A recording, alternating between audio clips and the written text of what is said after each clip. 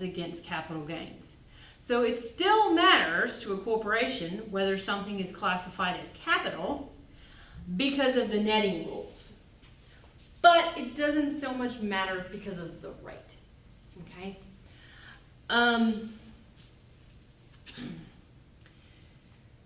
Let's see. Another thing relevant for corporations, the dividends received deduction. And all this is in your lecture material and in the book. Dividends received deduction. All right? The dividends received deduction is available for corporations who receive dividends from other corporations. This basically allows a deduction of 70, 80, or 100% of the amount of dividends that are received. I don't want to spend a lot of time on this because we're going to talk about this in detail later on in the semester. And honestly, it's not really discussed in detail in this chapter at all. So we'll just sit on this, know that we do have this deduction. Another thing you might remember is code section, let's make sure I get it right, 465 and 469. These code sections relate to deduction of passive losses, basically, okay? Or they're also the at-risk rules. They're very similar. These rules do not apply to corporations, okay? These rules only apply with individuals, partnerships, and they do actually apply to S Corps, but they don't apply to C Corps. Sorry, 1 second.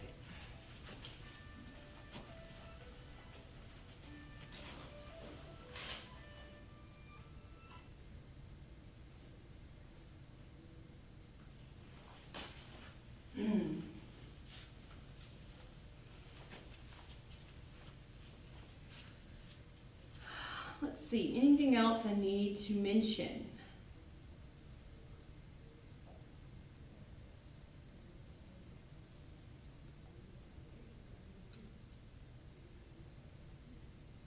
Not really.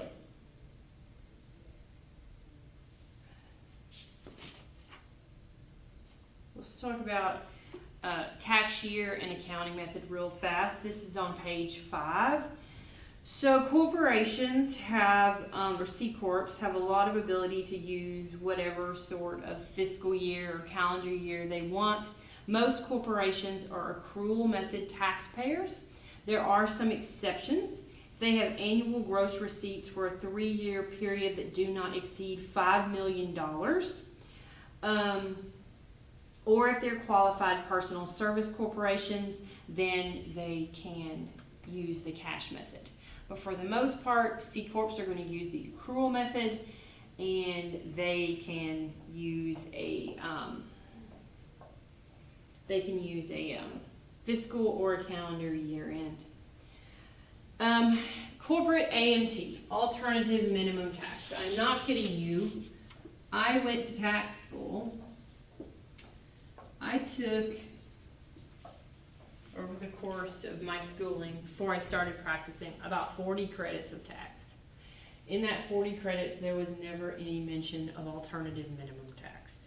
I went to the best tax school in the country. I literally graduated, had no idea what AMT was. It's honestly not something that's talked about very much in school. It's not talked about all that much in practice either, I can tell you that. So the AMT regime is meant to catch companies or individuals who are really utilizing deductions to the fullest and are not paying taxes, but really probably should be. So the AMT regime is meant to be like a net at the bottom. So we say, okay, you don't have to pay corporate income tax, but we're going to take your federal income tax, basically your taxable income, and then we're going to add back and deduct certain things that we think should be important to calculating a new tax base, and then we will multiply it times tax rates for alternative minimum tax. That's the gist of AMT, what we're trying to get to here. We are really not going to spend much time on AMT in this class. For one thing, it's not really discussed in this book. If we have time on the day, we do talk about the 1120. We will talk about AMT. Last semester, I did not have time, so I had to skip it. We'll see if we have time this semester. If not, it is discussed in the reg class that's offered here. Not in a ton of detail, but it is discussed. Another thing that's important to consider for corporations, I know we're kind of jumping a little bit, but like I said, we're trying to show you the important concepts for corporations, things that differentiate individuals from corporations, because at this point, that's the class that you've had, is individual income tax. Corporations, and I'll step back for just a minute. In my opinion, there are only a few reasons to create a C Corp in the first place. So if a client comes into your office and says they want to create a C Corp, the first question you need to ask is why, okay? Not a lot of reasons out there anymore to create a C Corp. The first reason is you want to be publicly traded. Okay, that's always the most relevant reason. The second one is you're a nonprofit. Nonprofits have to be corporations along with banks and insurance companies, as you will remember earlier. That has to be a corporation. Another reason you might do it is if you're trying to create a blocker corporation. So what blockers are, this is not a class on international tax, but blockers insulate earnings from foreign countries from coming into the United States, or it can be vice versa. So we're basically trying to make sure earnings stay in a certain country, and we do that by creating C Corps. The last way is if you want to consolidate. So C Corps can be part of a consolidated group for federal income tax purposes, and we basically treat all of their income as being the income and loss of one company. There are a lot of rules and regulations, an extraordinary amount on consolidated returns, and it's extraordinarily complicated. But just know that that's another reason somebody might want to be a corporation, and is discussed very briefly in this chapter. Okay. Now let's do a problem, and then we will be finished with this chapter. So this problem is on page 31. This is the only problem in this chapter. We don't have many problems in this chapter, but we will have lots in the next. Okay. This is on page 31. Okay. Boots is a C Corp engaged in the shoe manufacturing business. So I like to draw things out. We have Boots, which is a C Corp. Anytime you see a square on an org chart, it means it is a C Corp. If you saw a little square at the bottom with an S, that means it is an S Corp. If you see a circle, that means it is an individual. If you see a triangle, that means it's a partnership or a trust. Okay? These are pretty universally recognized symbols. So we have Boots, which is a C Corp. And what's going to happen here? It's an accrual method taxpayer with two equal shareholders, Emil and Betty. So we have Emil and we have Betty. 50%, 50%. Okay? They are unrelated cash method taxpayers. Use the rates in section 11 to determine Boots' tax liability, and assume for convenience that Emil and Betty each are taxable at a combined federal and state flat rate of 40% on ordinary income and 20% on dividends and long-term capital gain. So we are going to assume that Emil and Betty are taxed at 40% on ordinary income. As we know, the highest rate right now is 39.6. So we're just assuming 40% for convenience purposes and 20% for dividends. All right? There is actually something that's higher than 20%. We have a new law out a couple years ago which can impose an additional 3.8% on dividends and capital gains. So it could go as high as 23.8%, but we're assuming 20% in this problem. Okay? During the year, Boots has the following income and expense items and makes no distributions to its shareholders. Okay? It has income, 2.6 million. Great. All right? It has capital gains to 200,000. We have municipal bond interest of $10,000.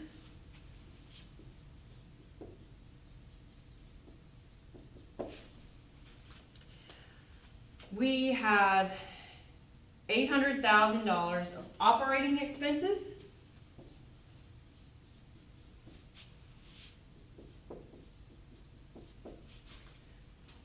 We have depreciation of $800,000.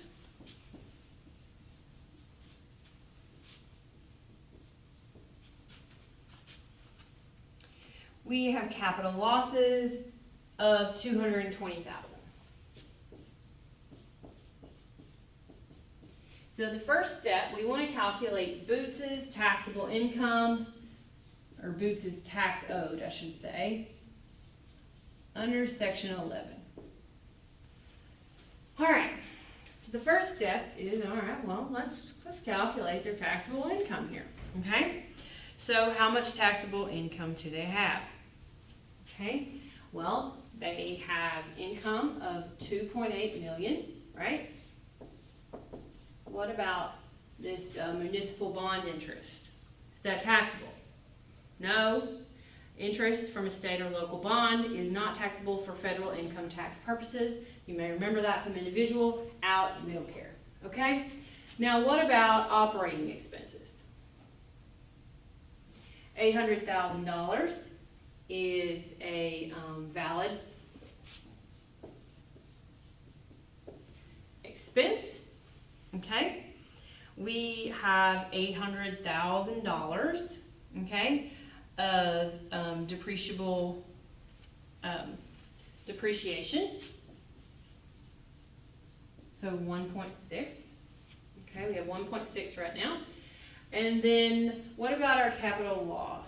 How much capital loss are we going to be able to deduct here? So remember, with corporations, they can only deduct capital loss to the extent of capital gain. So that means we have 800 plus 800, which is 1.6 million, plus there's 200 of gains.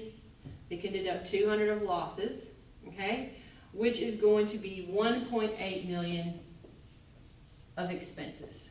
So that means Boots has income of, taxable income of $1 million. All right, great. So now what do we need to do? We need to take that $1 million through the rates here in section 11. I'm pulling up my section 11 here. Okay.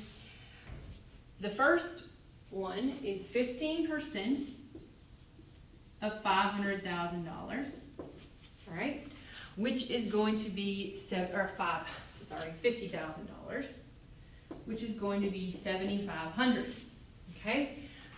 The next is 25% of 25,000. The code actually says 25% of the amount over 50 but less than 75. So here that's going to be $25,000. Okay, which equals $62.50. All right. 34%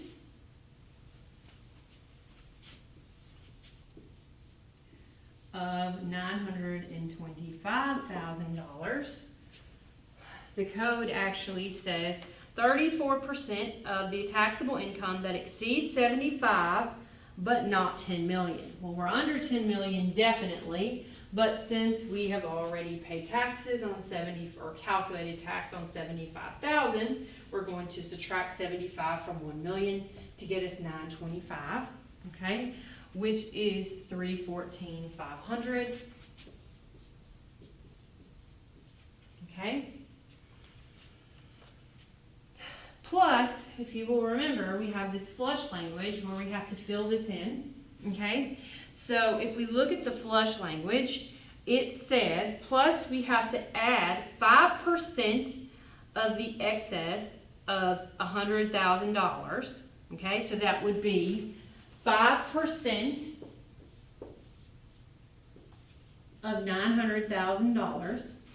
Okay, which equals 45,000.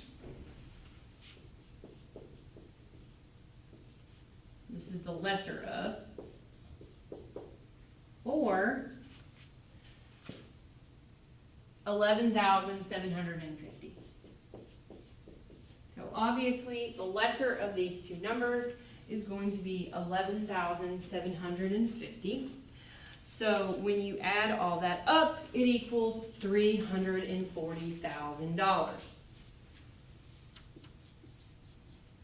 of tax liability. Notice something strange. This taxpayer is in the 34% tax bracket, right? They had taxable income of $1 million. What's 34% of $1 million? 340,000. So we went through this whole calculation and we could have just said 1 million times 34%. But you still have to do this whole calculation because what if you're somewhere here in the middle, right? That's what this lesser of language does, is we are basically putting back in the amount that you should have been taxed at these lower rates to get you at a total of 34%. Okay? And on the exam, you'll need to go through it longhand. You can still do the shortcut way to make sure you're right, but you should go through it longhand. Okay? So, Part B. What result in A above if Boot distributes $330,000 each to Emil and Betty as qualified dividends? So now what we have is $660,000 times, so we have dividends, $660,000 times 20%, right, because they're in the 20% bracket for dividends, which equals $132,000.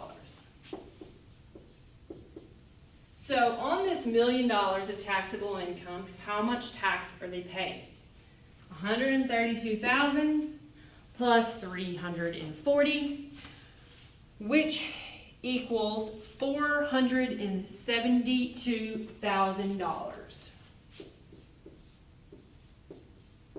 So what is their effective tax rate? Basically 47.2%, right?